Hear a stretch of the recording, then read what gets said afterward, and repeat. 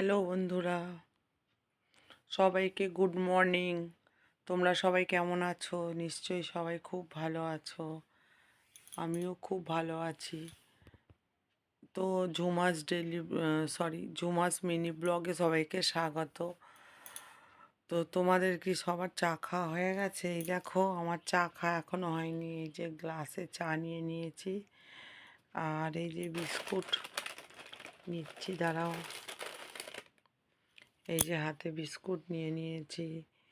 তো যার যার চা খাওয়া এখনো হয়নি, তো চলে আসো। বেশি চা আছে, বেশি করেই চা করি আমি, সবাইকে চা দেব, চলে আসো। তো